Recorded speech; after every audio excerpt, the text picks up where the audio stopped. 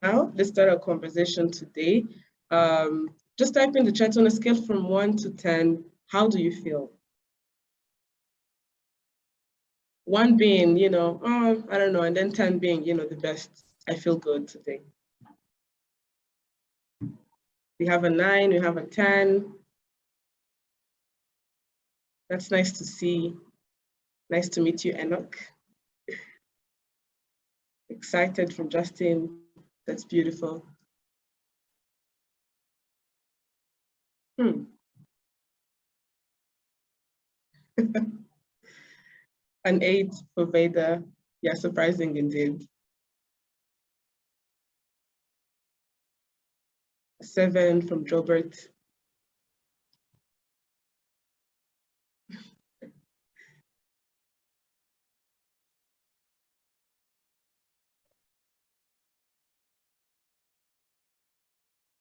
Amazing, amazing. So I'm just going to ask some of our panelists on the call. Ochong, how are you doing today? You can unmute yourself, turn on your microphone, your camera, sorry, and let everybody know how you're feeling. Okay, I'm feeling great.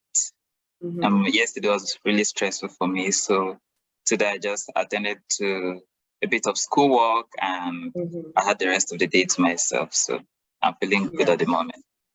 Amazing. Mimi, how are you feeling today?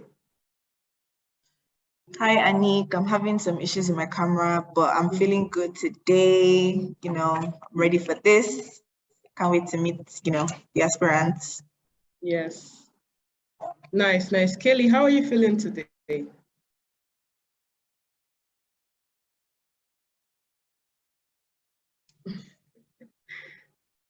Imagining that you're smirking like this picture.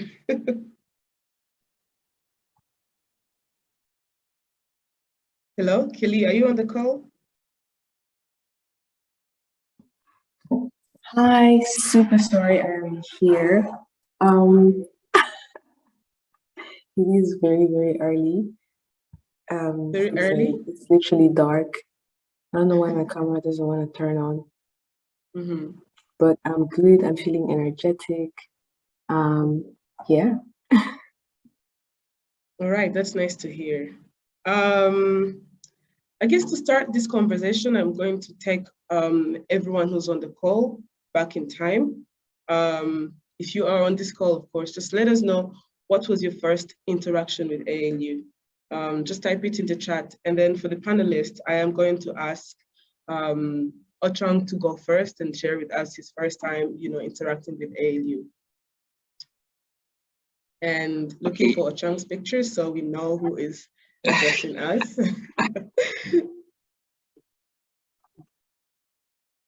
All right.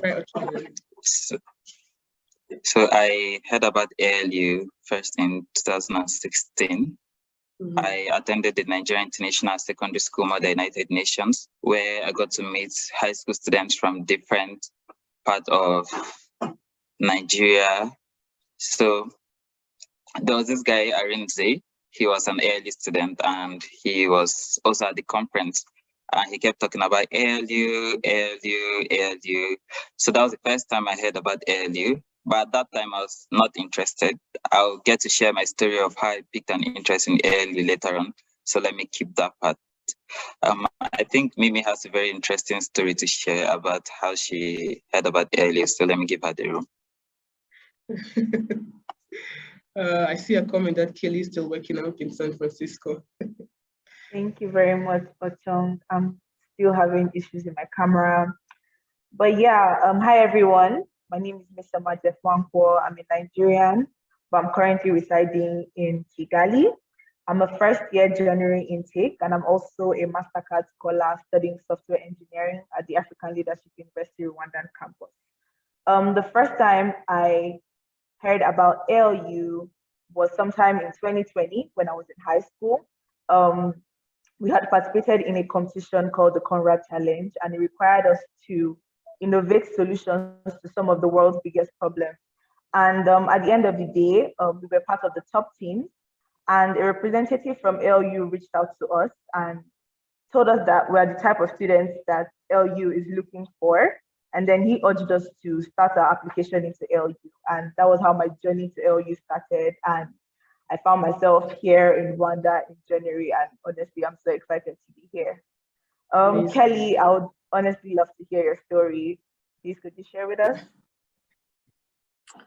For sure, I'd love to share with you guys my story. I still don't know why my camera is not turning on. It's all right. This is so weird. Anyways, hi everyone. My name is Kelly. I am Rwandan, and I'm going at the ALU Rwanda campus. I am doing global challenges with a focus on climate change, and I'm going my third year in September. My first interaction with ALU was with my two sisters. One of them was part of the founding class, and the other one was like right, I think after that, or like 1 year after that. And so when it came to my college, I was thinking,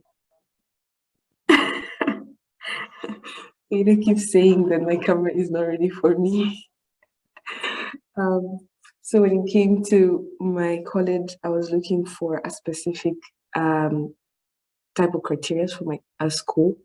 I wanted diversity. I wanted a place where I could belong, and I wanted because I wasn't sure what I was gonna do in my college classes. I wanted a liberal arts college or something where I wouldn't have to go like with something already in mind, somewhere I would have to start with something else type of thing.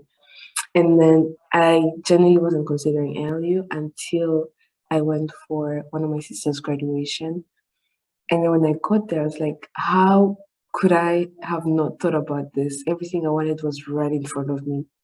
And so when I went back home, because I went for the graduation in Mauritius, when I went back home, I applied, and yeah, here we are. That's a great story. Who would you like to share the story on the panelist, Kelly? I'd love to hear from Dila. Yes.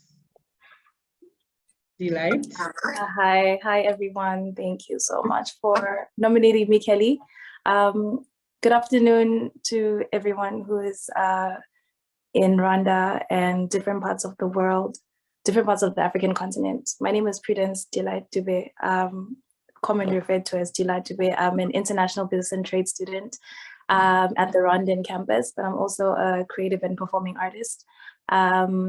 So my first interaction with ALU was, I have to say, the advertising, and the advertising not just like on the internet, but then also through word of mouth.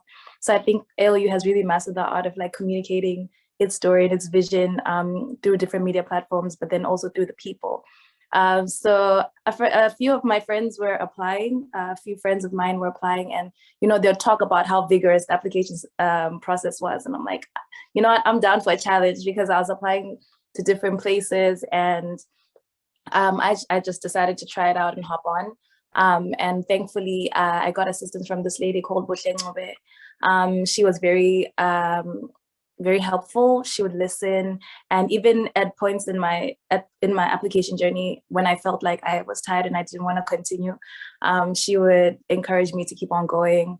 And then also, now that you're following ALU on Instagram, you're seeing all these amazing dope posts. You're just like, you know what, no, I'm gonna finish the application. And just to echo what Kelly mentioned about like the values that are communicated through ALU's platforms, like diversity, inclusion, the dynamic way of learning. These are things that also appeal to me as an individual.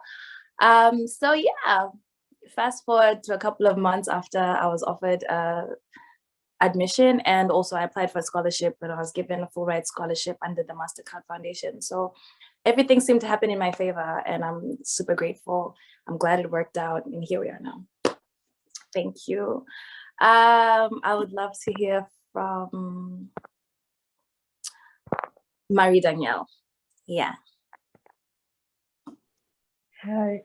Okay. Thank you so much, Delight, for this beautiful story. Can you hear me? Can you hear me? Mm-hmm. Yes, we can. Okay. I'm very sorry for that. Okay, so hello everybody. My name is Marie Danielle Niagara. I am a Nigerian, so I come from Ivory Coast, Cote d'Ivoire. I'm currently pursuing my degree in international business and trade, and I will start my third year in September. How did I come to know about ALU? It's actually a very funny story. So it was the beginning of the academic year back home, and I was looking for universities and colleges where I can apply because I didn't want to be late in this process with at the end of my exam product. I discovered ALU through an ad. I was very interested by the leadership part of it, how they were training people to be leaders in Africa because I really wanted to stay in Africa for my studies and I really wanted to work for Africa's development. So I was very interested by that. I started reading the website and I was just waiting for my parents to tell them that I'm interested in this university and I want to start the application process.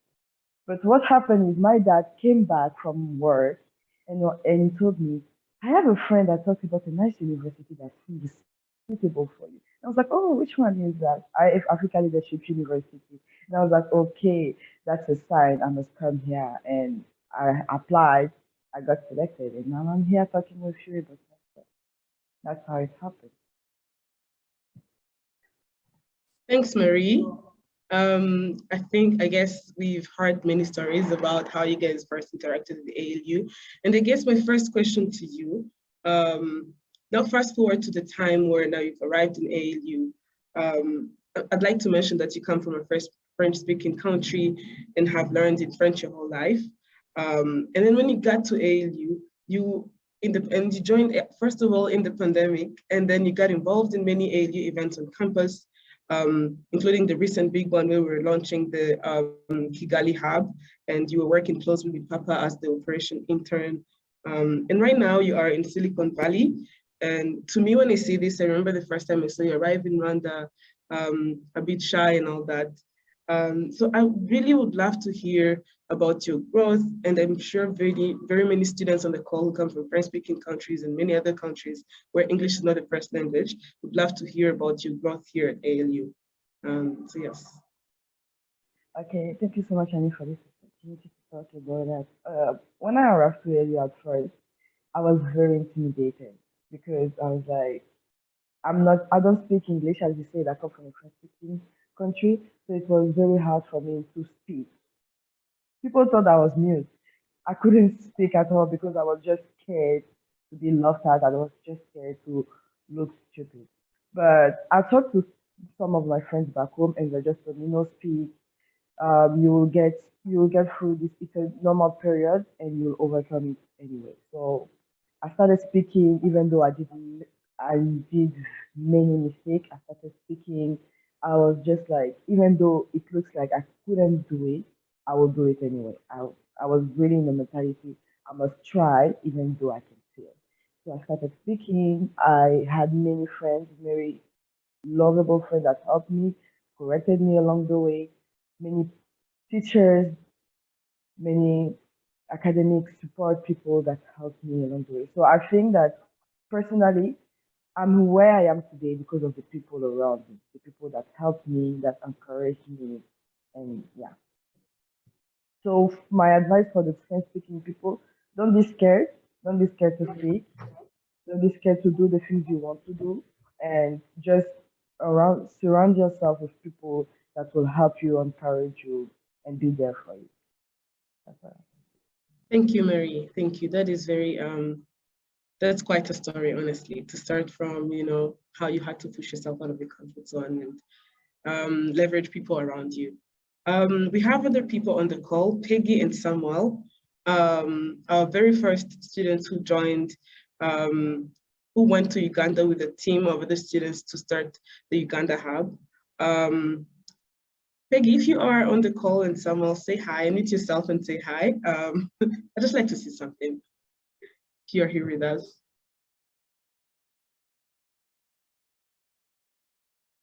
Is Peggy and Samuel on the call? Well, hello there. Hi, Anik. Yeah. Hello. So my question to you will be, first of all, you guys went to Uganda and you were the first students to co-create the hub strategy altogether. And when you guys first moved there, I kept thinking to myself, how are they going to do this, right?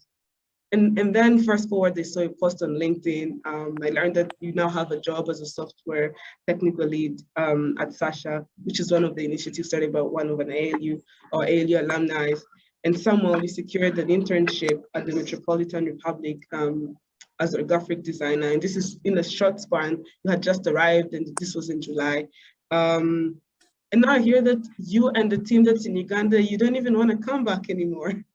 So what is happening there? What is exciting in Uganda? And can you also talk about basically all the highlights of you guys being part of this hub strategy and your growth, of course? Hello, Anik. Hello. Okay, I'm back. Okay, I'm back. Sorry, Anik, there was a problem with the internet. But yeah, coming to Kampala, scary. It was really, really scary. And I even thought at a point that maybe I wouldn't come. Best decisions I've ever made. He told us that the school would only do so much, but the rest would have to be on us. So it was scary. From the first day, we had to trek miles just looking for food and all that. Not because there aren't closer vendors, just because we didn't know the place. And that forced us to really explore the country more and more. We've become more and more independent as days go by. And honestly, it's been refreshing.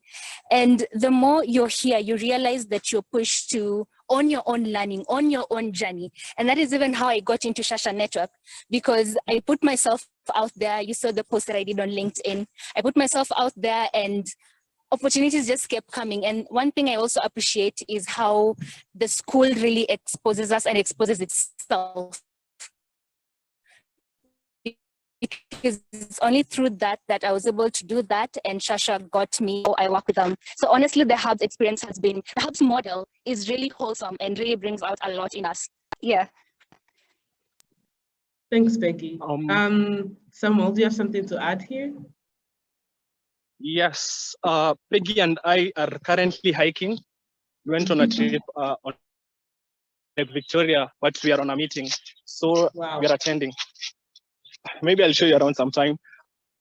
The hub strategy has been mind-blowing for me, because the first time the hubs were being launched, no, I was not sure whether I wanted to come or not. And then I just applied and got selected. On getting the internship at Metropolitan Republic, funny thing, we were having a lesson with Hamza and Awoke, who are the part of the hubs team. And we were working on our journey maps. My journey map prompted me to secure an internship within BHK, Design Hub Kampala. So I started looking for one, and luckily I got one at Metropolitan Republic.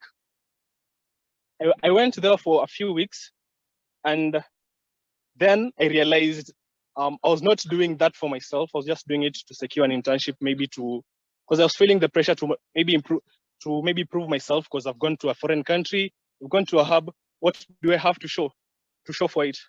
With the help of Hamza and Awoke, I was able to articulate my personal mission. Then Kampala Hub has helped me articulate my personal mission. I was going for the internship just to show people that I had something, but that's not what I really wanted. Now, with the help that the Kampala Hub has really been an eye-opener for me. I know what I want to do, and yeah, it's fun. Currently, I'm in the forest, somewhere in Kampala. Just exciting. Kampala, you guys just join the hubs. Hey, thank you.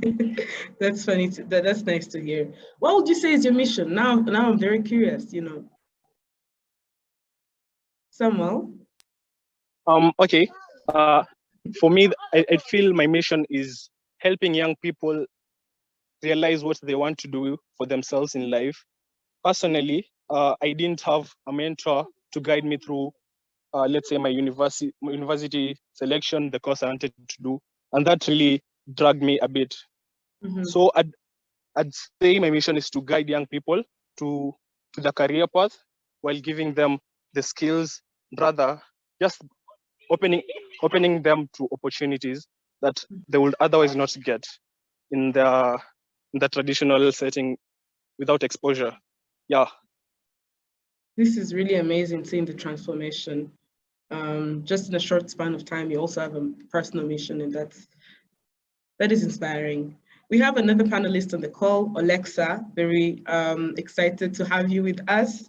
And my question to you, Alexa, is going to be a bit personal because we have interacted a lot, we have worked together outside of Kigali, of course, in the Kigali Global Shelters.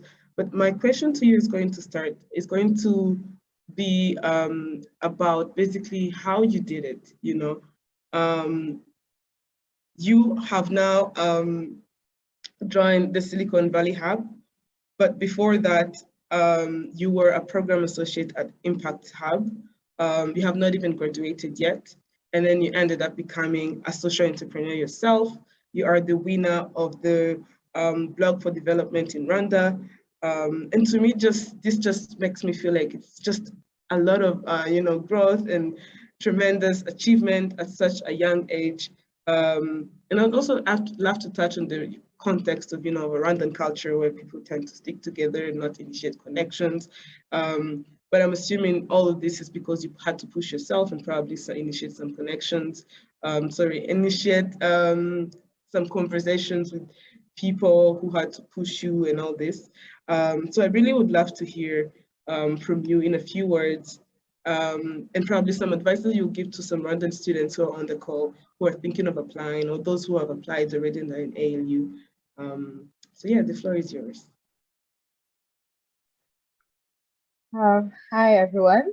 Hello. Thank you, Anik, for the beautiful introduction. Honestly, I would say that everything that I've been able to interact with so far has come from my first day at ALU.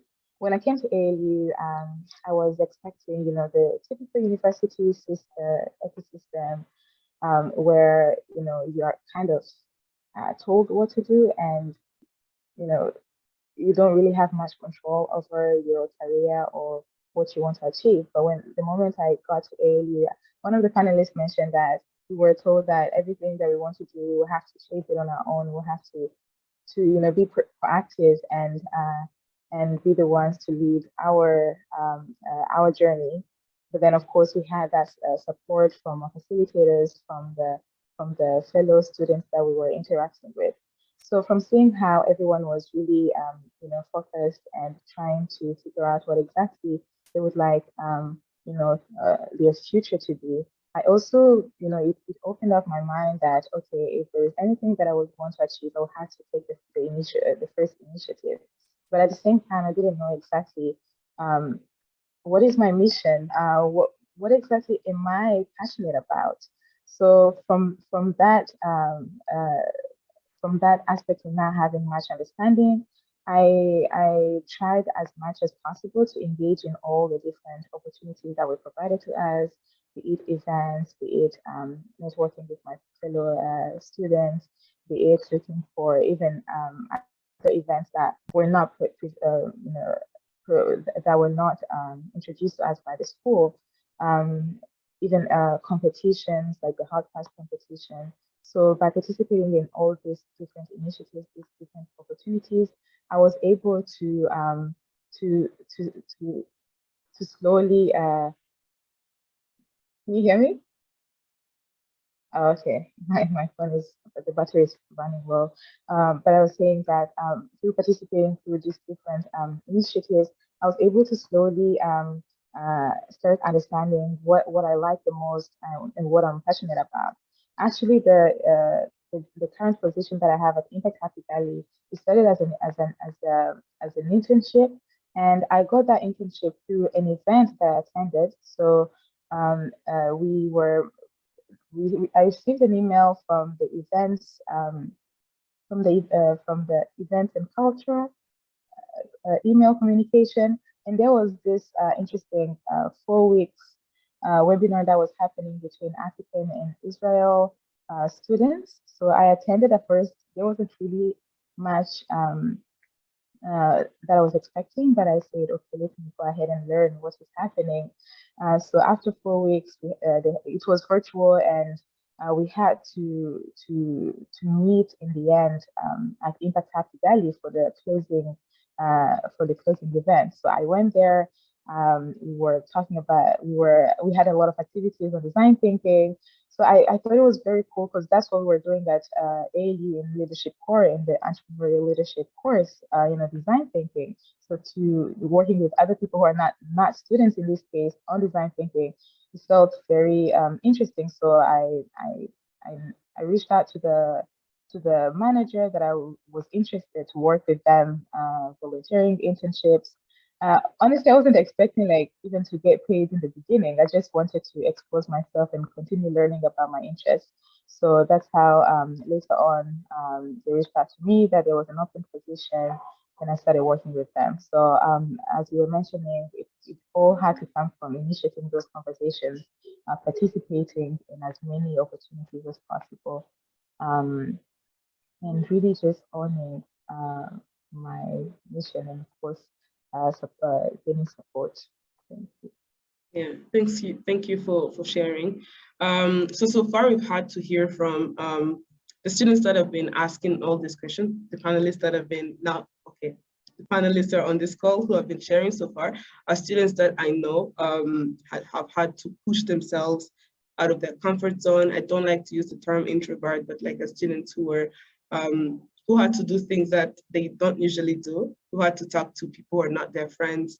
So now I'm going to talk to a person that, in my opinion, was very out there since the first day, Dube Delight. I remember your first poetry performance at ALU, Soul Sister, which quickly became your nickname in the first days. Now I've seen that you've started blending poetry, music, and dance. And you've performed in some of the biggest stages in Rwanda, including the Chagum Week. I also saw a presentation during one of the Silicon Valley classes, and I was in awe, of course, because you had to use your stage skills, your poetry skills, and you've killed it, honestly. So I also want to brag that I've worked with you, on different events here on campus, and what a delight, no pun intended, to work with you. So but jokes aside, I know that you also are currently a research associate at Neobus, and I can't imagine the contribution you're making there.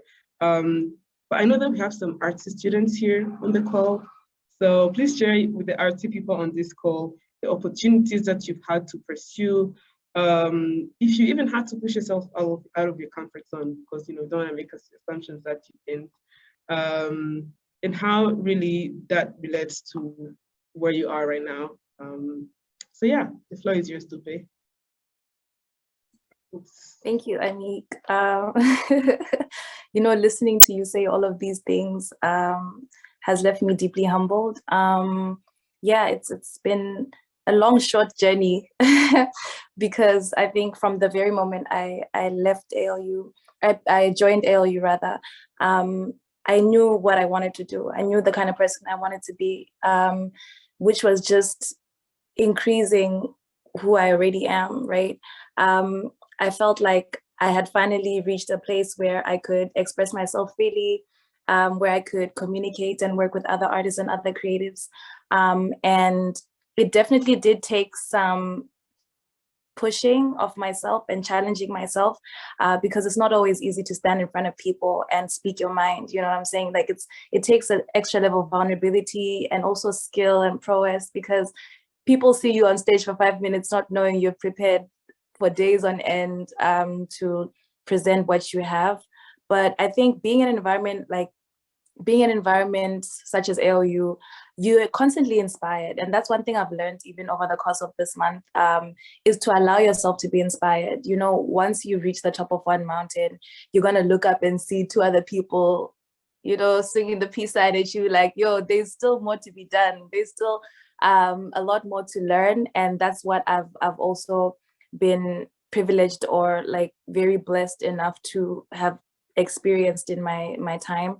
I started performing at ALU events, but then eventually, thankfully, because ALU allows you or teaches you to really put yourself out there and connect with different people. So I was able to also connect with some industry leaders outside of school, who have also helped me take advantage of opportunities. But one thing that I continuously do is learn through doing, which is I didn't go to art school, I didn't go to any of that, but I learned on the job, so to speak. And the bigger the stage, the more you have to kind of like step out of your comfort zone and really challenge yourself. I'm going to talk a little bit about my mission.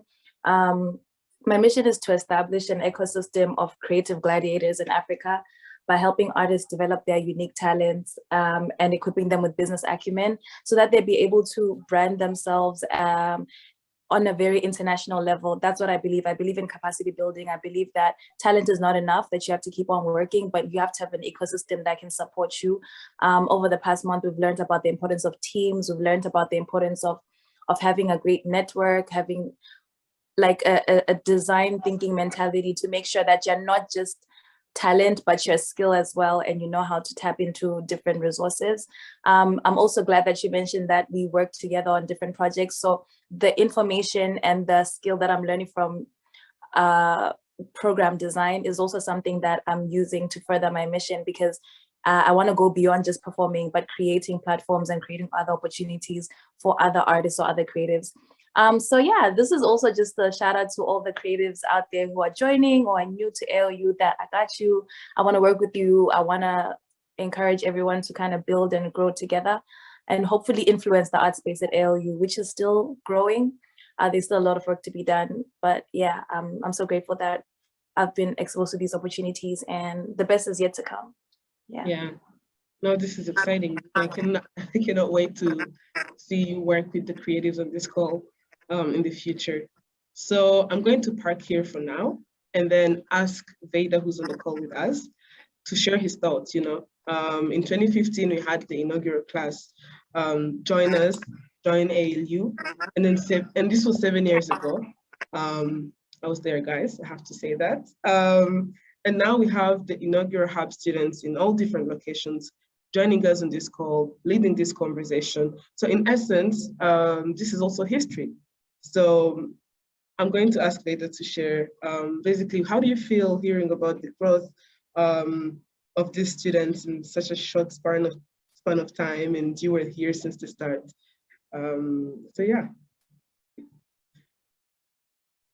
Thanks, Anik. I believe this is your way of fishing a compliment from me, right? To tell you how much you've grown since 2015. This is the beauty of the job that we're doing at ALU, that we have been developing young leaders for the last 7 years. But if you think about the broader African Leadership Group, we've been doing this for 17 years. And a number of our alums, students, like yourself, Anik, are now employees of the institution. And there's nothing that gives me greater joy and pleasure than seeing that. So yes, Anik, you have grown tremendously in those 7 years. And I am very delighted to have you as a colleague now.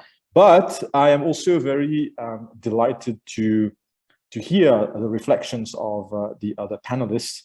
I want to appreciate the ones who woke up at, I believe, 5 in the morning in Palo Alto, San Francisco, to join us.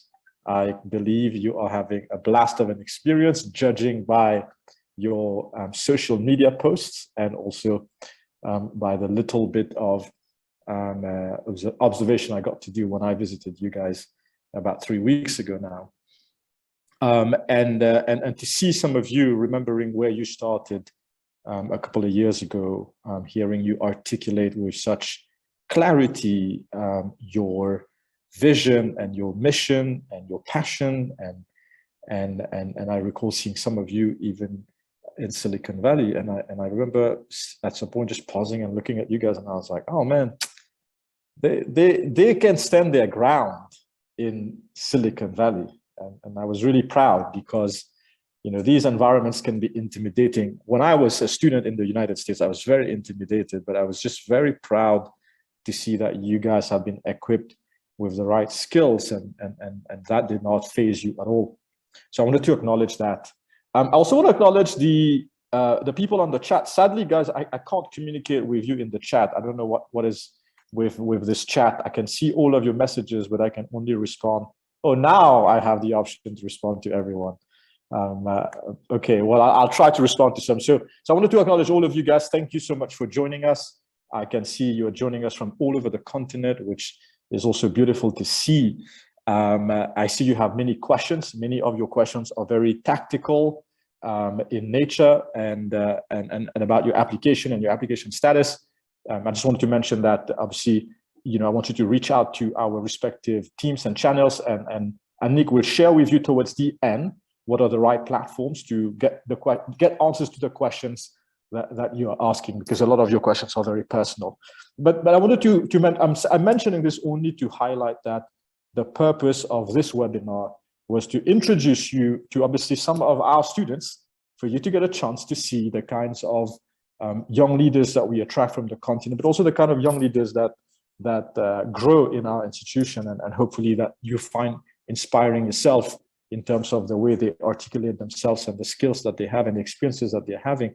Hopefully some of that inspires you to join ALU as well. The primary focus of our conversation today is this concept of the hubs, right? There's a lot of really interesting things that we're doing in our learning model, but the emphasis in our conversation today is around these hubs. And this is why you're hearing from all of these wonderful people who are some calling you in from Silicon Valley in America, some calling you in from Kampala, Uganda. I see in the chat, people are asking, oh, I want a hub in Nairobi, I want a hub in Dar es Salaam. I want you to know that we will be having hubs in those cities as well. It is only a matter of time. We are just getting started. But yeah, I hope, guys, as you're listening in, you're getting a sense of a university here, based right here on our beautiful continent, that is telling you that we want to provide you a model that opens you up to the entire continent and to the rest of the world. And that's what this hubs attempts to do, right? In this hubs model, we have our students who have come to the main campus here in Rwanda, have gone on to Kampala. As you have heard from them, they're having a blast of an experience, and they are learning from entrepreneurs, they are learning from the community, they are going on hikes. You have students who are from all over the continent who've come to the main campus here in Rwanda and the campus in Mauritius, who have gone now to spend a whole month in Silicon Valley meeting with experts and leaders in the field of technology and entrepreneurship.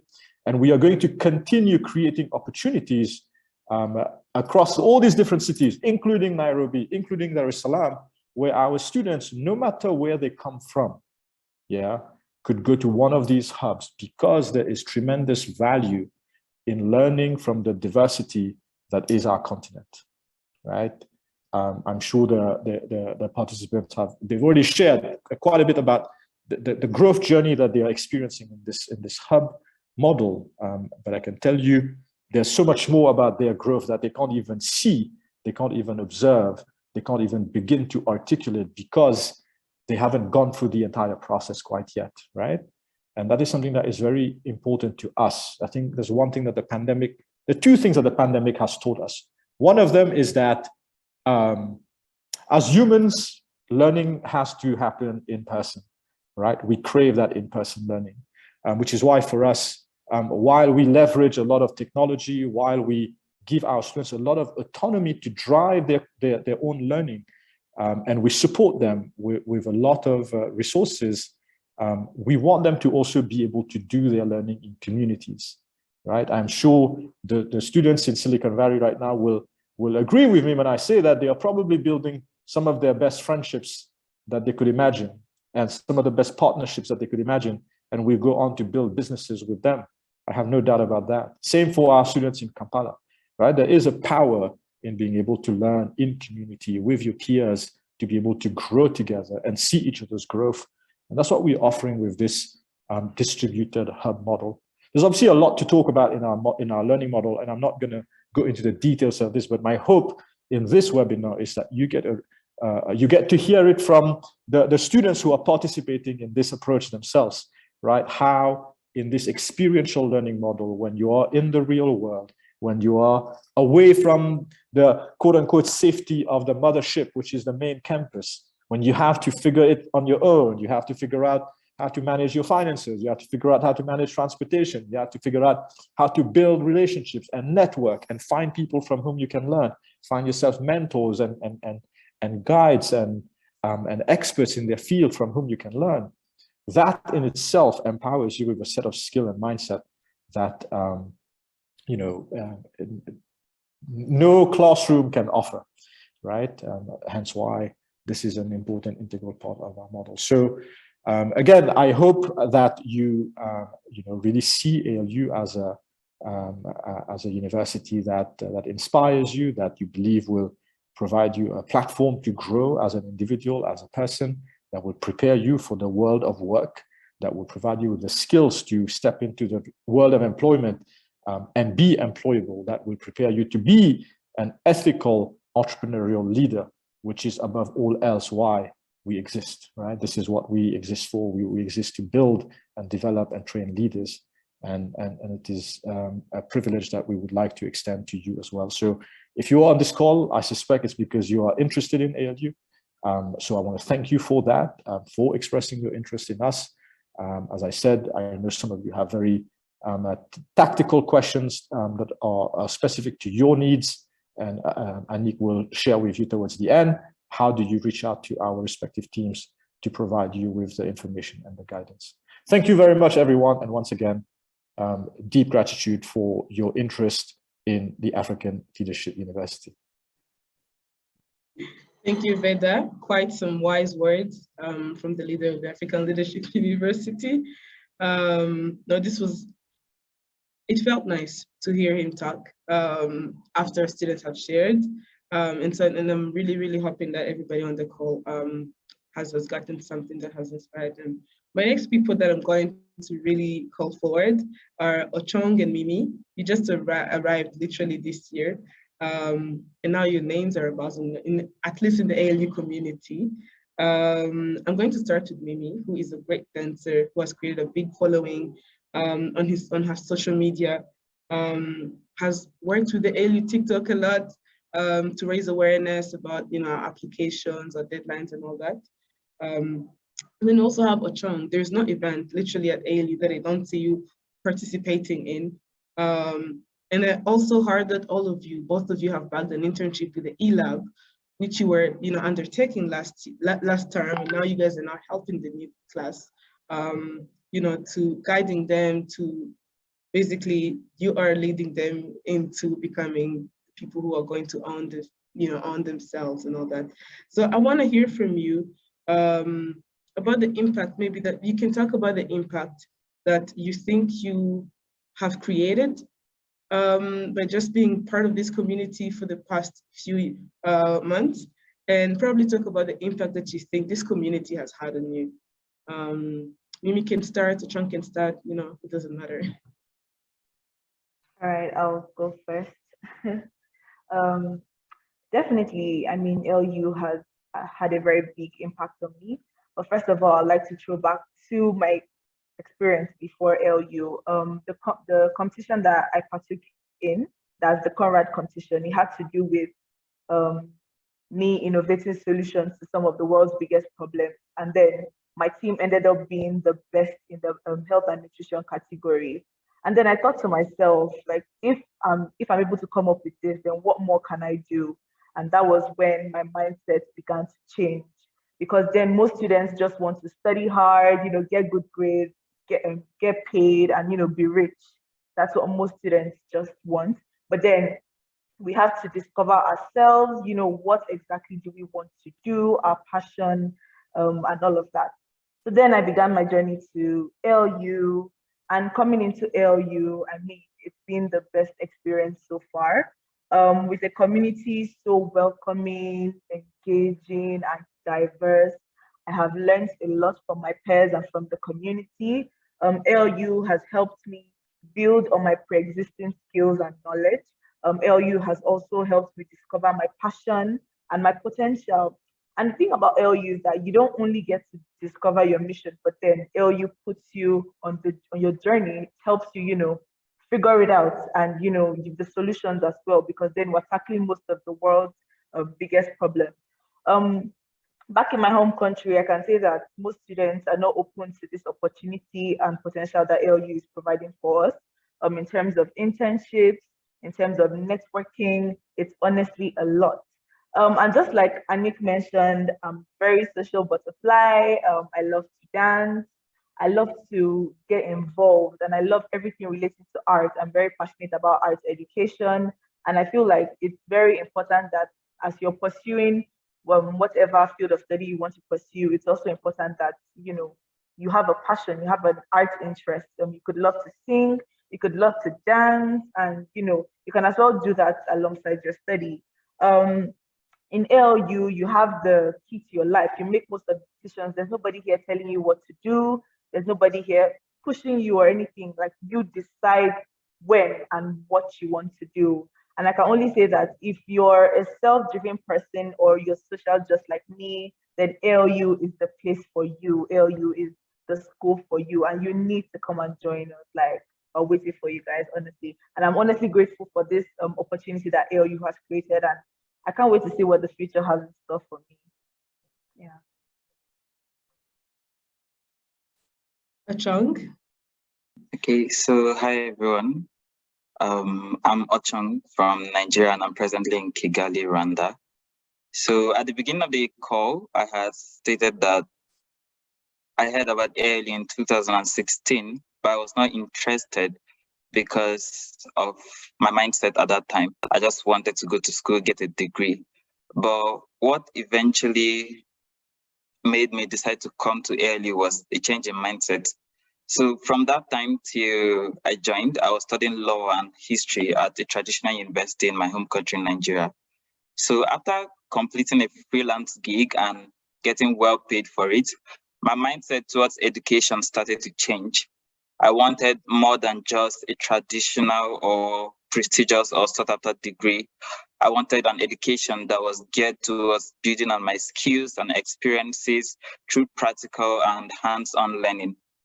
An education that would help me to explore my interests. So one of such interests that I've been exploring at ALU is finance and project management.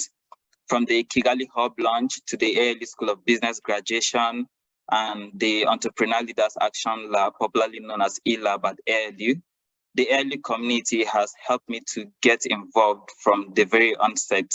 And for each task I'm assigned, I ensure to do it efficiently and effectively. That's how I even bagged the eLab internship in the first place.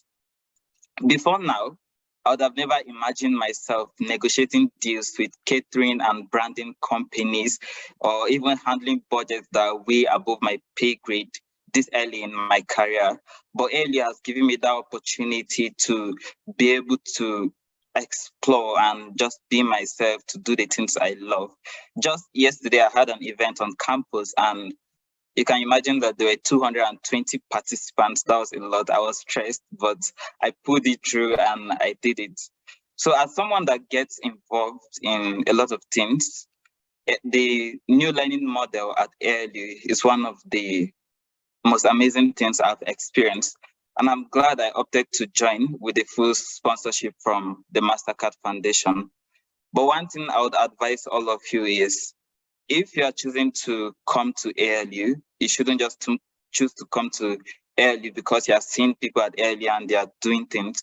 Because if you don't come with the right mindset, you won't do those things you are seeing people do.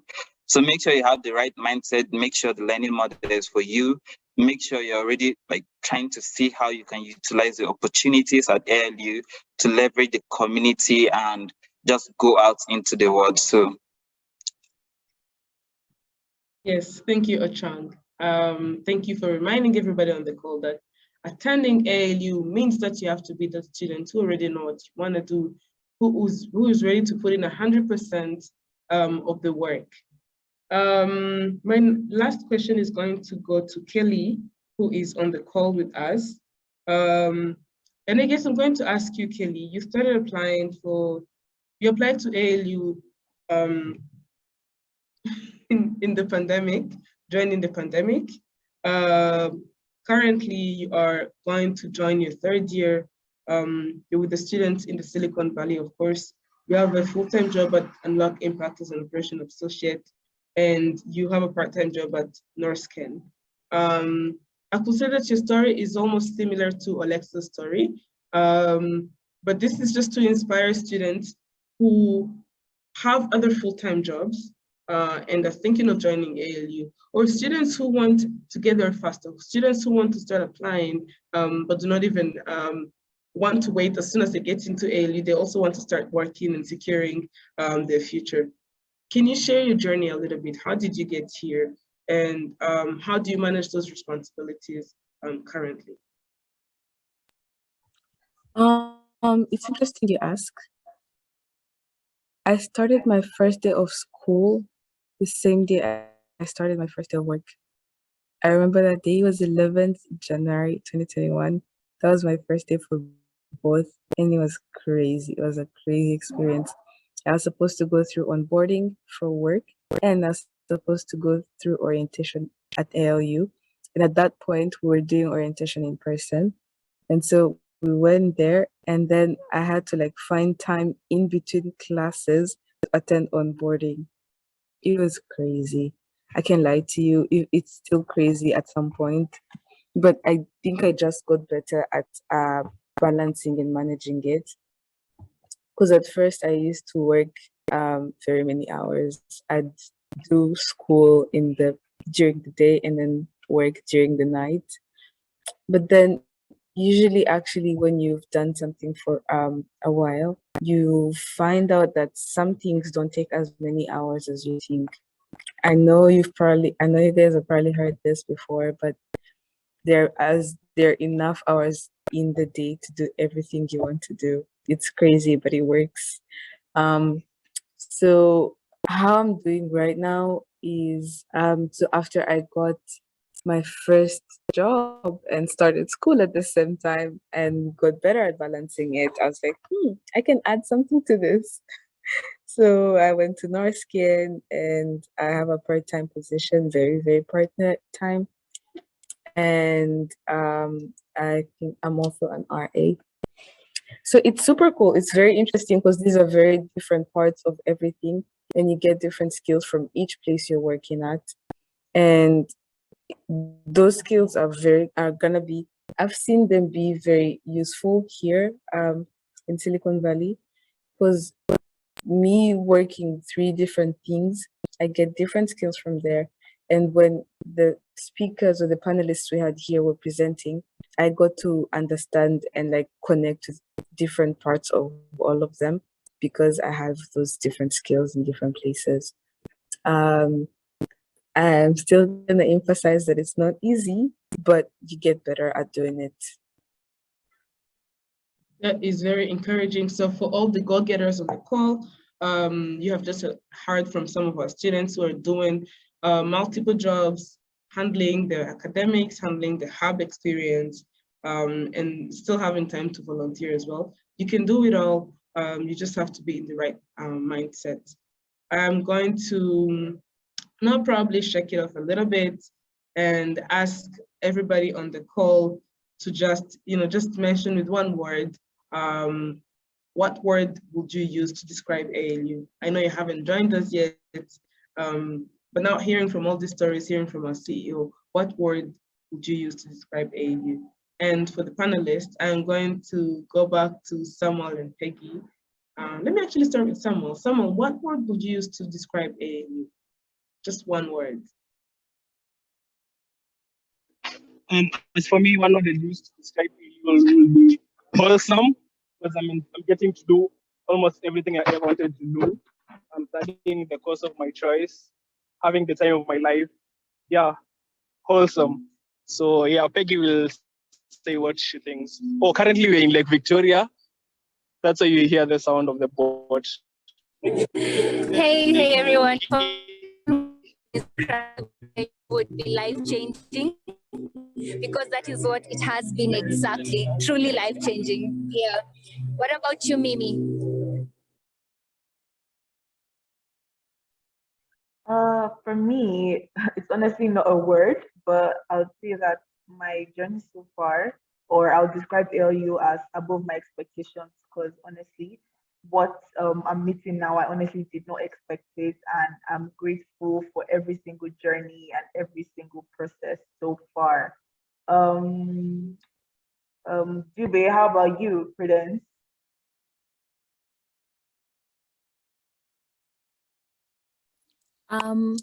I usually love using many, many words, being a poet, but I think if I had to choose one, I'd say inspiring.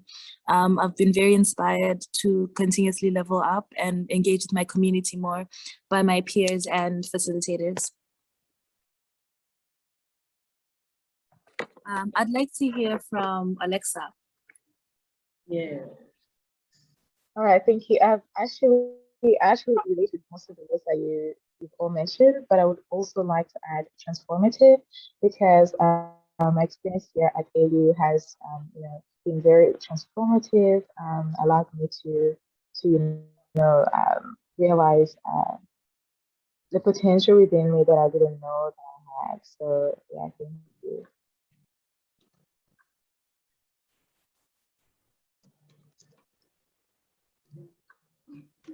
Sorry, I'm so sorry.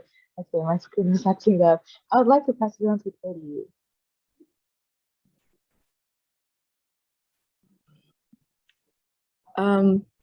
It's funny because we're all sitting in the same room, and so she passed it on to me, but I was muted so that the echoes weren't coming through.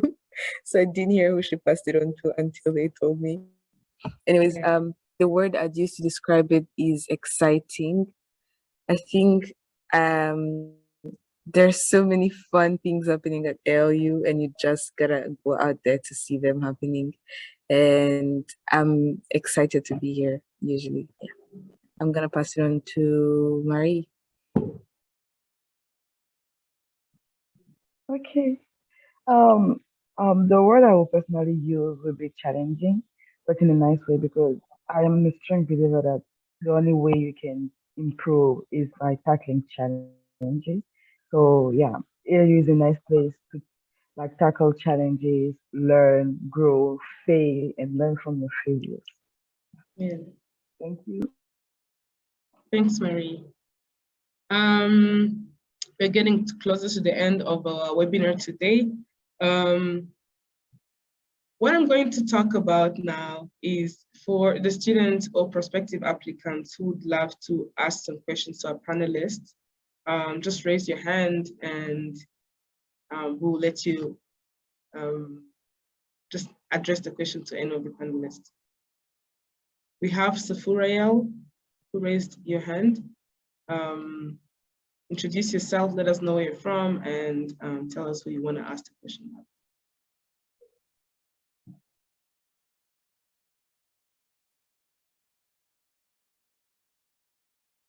Looks like Safurael is not ready. I am going to go to the next person, Grace Gasiga.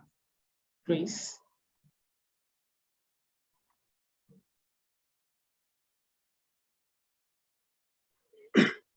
Hello everyone in here.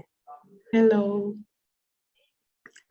Yes, I'm very happy to be among these great leaders. Thank you very much. Thank you for your great work. I'm very happy to be with you. But by my side, I have a serious issue. Yeah, I am an applicant. I would like to apply for a scholarship, but it seems there is a very, very great issue on the application form because I completed each and everything, but reached at the end, I failed to submit. While I completed everything, I don't know what is the problem. What problem is there? Okay, thank you. Thank you, Grace. I guess I'm going to advise you to send an email to admissions@alueducation.com and they'll get to you in less than 24 hours. I have pasted the email in the chat box, but that sounds like a technical issue that can be solved easily. Do we have a person on the call who has a question for our panelists?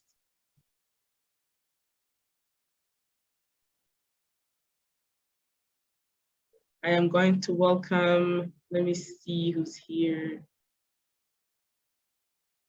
Mike Kipto.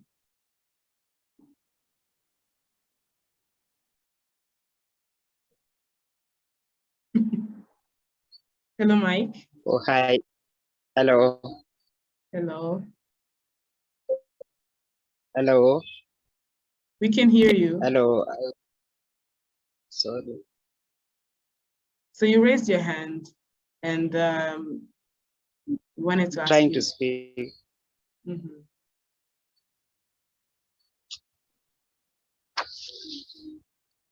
Hello. We can hear you, Mike. Hello. Hello.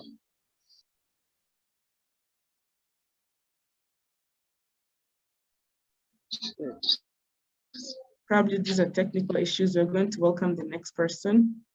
Janie Mule.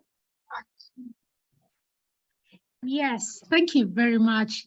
And my question is, listening to everybody in the panel and yourself and the CEO, I'm getting lost between whether when you come to ALU as a student, is it expected of you to already be creative and knowing?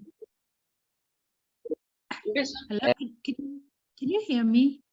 Yes, we can hear you. Okay, yeah, so are you expected to come, you know, with a passion and a mission and knowing whatever business you ever want to do? Or is it okay to come almost completely clueless and then develop the skills while you're at ALU? What is the expectation? Thank you. Thank you for, that's a great question. Do we have any member of the panelists who would like to take this question? Yes, I can go ahead to answer that. Yes, go ahead. Okay, so from my own perspective, ALU doesn't expect you to be fully baked before you come. From the moment I came to you now, I have modified my mission statement several times. I've had my friends help me to build on it. I've had the facilitators help me to build on it. And there's a thing about ALU, once you come into the community, even if you're a shy person, you always find someone you can relate to, and the community is always there to support you, to help you come out of your shell. So irrespective of where you are in terms of your personal or professional development, ALU is here for you. The community is here to support you, to give you the opportunities and to put you out there.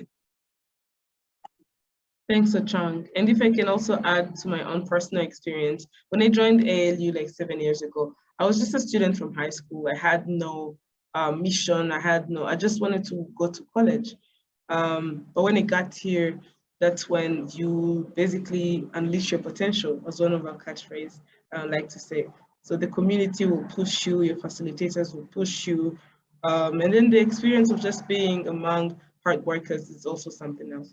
Kelly, I think you had raised your hand. You can also share your experience. Yes, I wanted to echo Ochong's words on the ALU is a community part, because ALU is a community, right? When I got there, I found a group of people who encouraged me, who make me feel like I can do it. I don't think I was like this before, but when I got there, that's where I met them. So I think when you get here, like, you can come like that, it's great and good, but if you're not like that, you can develop that as well. Which is amazing. Clean slate, blank canvas, then you start, painting it the way you want. So actually excited, hoping to see you soon here. So the next person on the call who has raised their hand is Ernest Liato.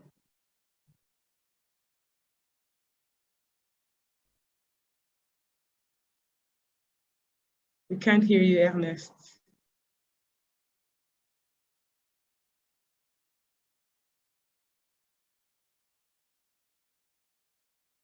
Interesting. We're going to go with the next person who raised their hand, Enoch Adumanu. Hello.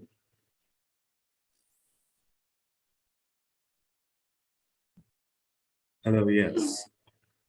Oh, okay. Ernest is ready from the looks of it. Yes, Ernest, we can hear you. I have a question towards the artistic individuals.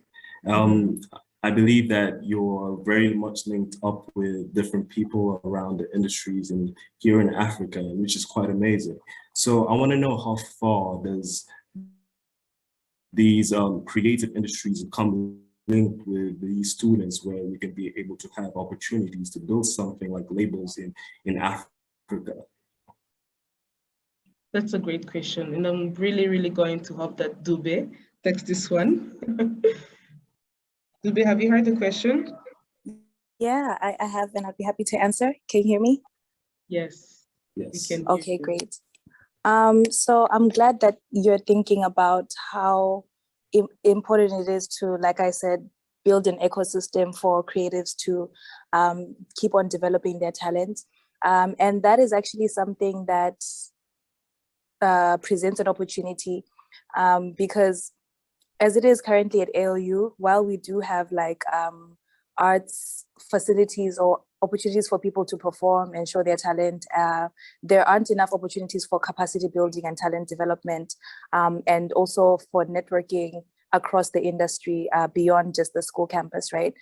That's something that a few individuals have been able to do. However, my mission is inclusive of creating, like aggregating different efforts into creating something more sustainable. So I think that's, you know, when it comes to ALU, like what everyone else was saying, you might not necessarily have it all figured out before joining, but then it's also required of you to take initiative and put yourself out there and make your mission and your intentions known so that people can be like, oh, okay, we saw you perform at this event, then they begin to associate you as a performer, or we saw you give a speech, or we saw you do this, or we saw you prototype this design.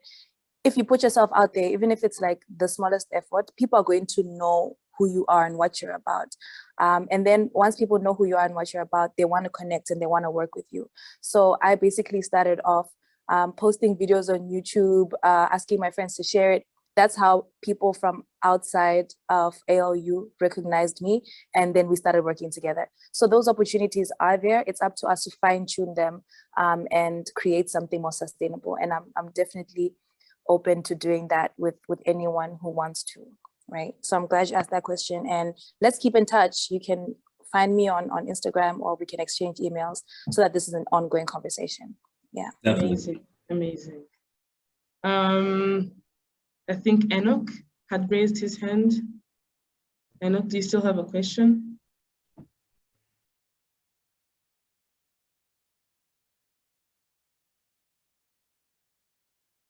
Looks like he doesn't have a question. The next person is David. David, if you could unmute yourself and ask your question. Oh, Mimi wanted to respond as well. Mimi, the floor is yours as we wait for David to get ready. Hello. Hello. Anik, I actually think I raised my hand by mistake. Sorry. Oh, okay. Yes, David, you can go ahead now.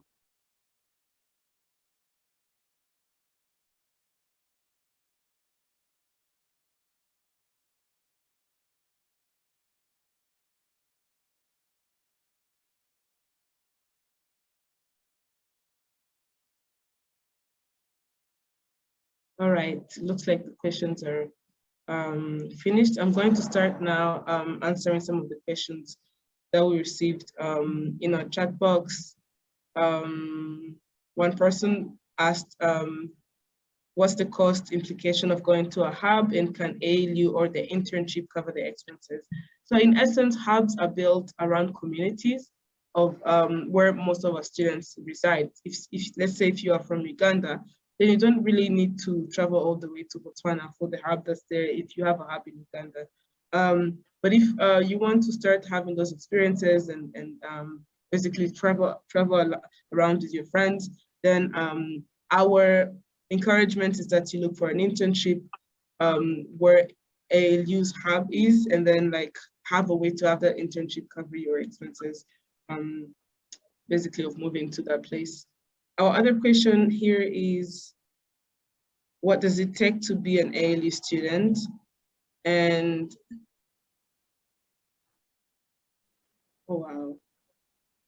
And what does it take to attend conferences around the world when you are an ALU student? this really has nothing to do with ALU. If you are an ALU student, then by default, we assume that you are a go-getter. If you see many of our students going to ALU conferences, most of the time it has nothing to do with ALU as an institution. It has something to do with our students just going for those opportunities, applying for them, talking about what they're doing here at ALU, and then getting the opportunity to be there. So basically all that ALU will do is just nurture the hunger and the passion that you already have in you. And that's what is going to be basically driving you the whole time when you're here. Surprisingly, we have few hands that are raised. We have Galaxy. Someone called Galaxy has raised their hand. If you have a question to ask, you can unmute yourself. I'm inviting you to share your question.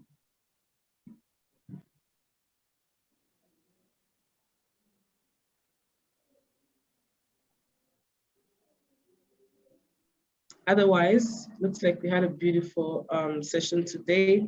I have really loved hearing from our panelists, sharing their stories. Thank you all the panelists for taking time to be with us, and thank you all the participants for listening. We hope this was very insightful. We hope this gave you an insight of what's happening at ALU from the people who are experiencing ALU.